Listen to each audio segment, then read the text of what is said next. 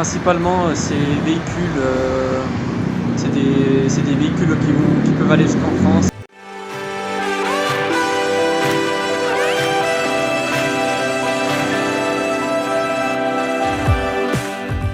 Alors il s'agit d'un Mercedes Citaroca Euro 5 de Porcelaine. Il est pour le moment garé ici car on est samedi. Après, du côté de l'après-midi, nous allons aller avec un conducteur de bus qui s'appelle Valentin. On va faire des tours en bus avec lui, on va beaucoup parler, beaucoup s'amuser, on va regarder un peu tout ce qui est véhicule, mais en tout cas, ce que je peux te dire, c'est qu'on va bien s'amuser avec.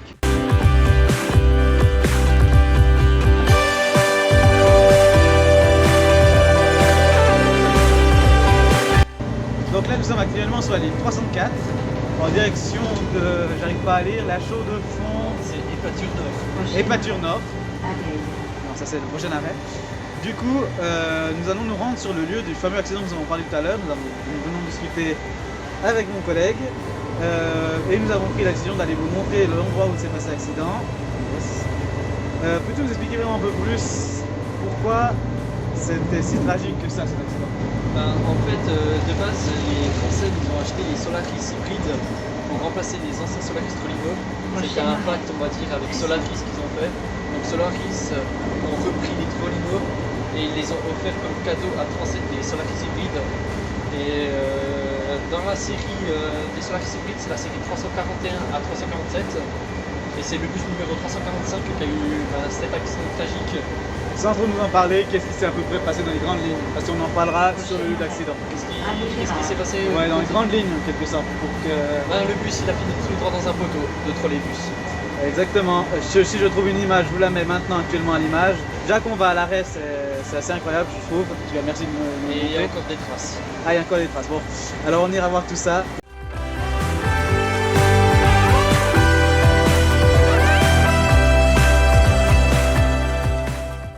Du coup, là, où on est en train de se diriger vers le fameux lieu d'accident?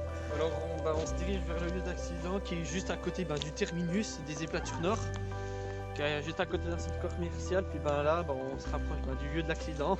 D'accord, ça a été un accident, mais assez bizarre pour tout le monde, quoi, parce que personne ne pensait qu'un bus pareil pouvait avoir raison d'accident. Si je peux dire ça comme ça, personne ne pensait qu'un bus pouvait faire ça. Pouvait être aussi fou. Donc, on va dire que certains conducteurs aiment bien ces Solaris hybrides, mais certains, quand ils ont su ce qui s'est passé avec cet accident, ne l'aiment plus. Ils préfèrent s'en méfier.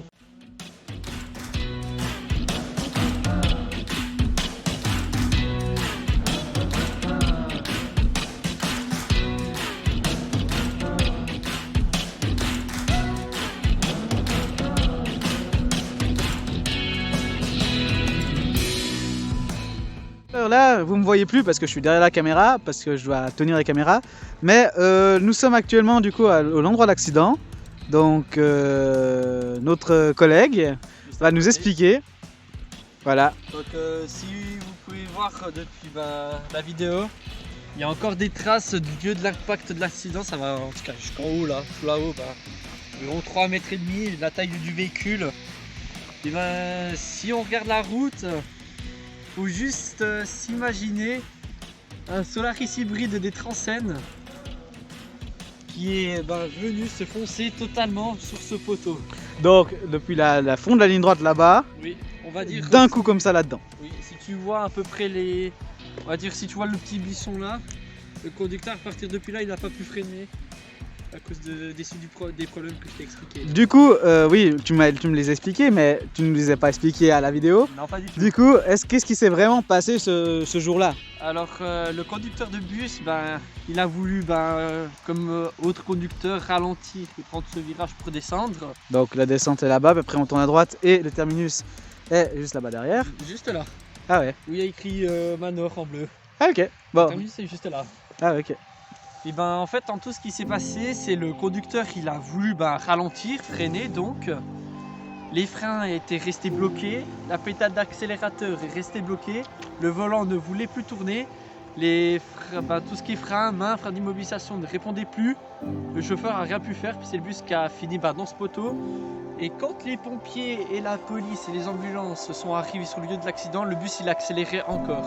Alors que le conducteur il était sorti du bus et avait coupé le 24 volts. Donc en tout, si on peut dire ça comme ça, en tout, je dirais erreur de fabrication de la marque. De Solaris. Voilà, erreur de fabrication. En C'est tout cas, ce que je peux dire sur l'enquête qu'il y a eu par la police et tout ça, ça a été vraiment une erreur de fabrication. Ouais. On ne peut plus conclure que c'est ça.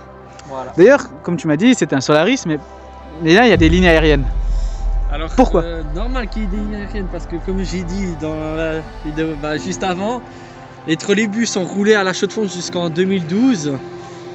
Puis comme j'ai dit, à partir de 2012, quand il y a plus de trolleybus, ils ont tout laissé parce que ils se sont dit qu'ils auraient tout d'un coup un projet pour plus tard d'en remettre.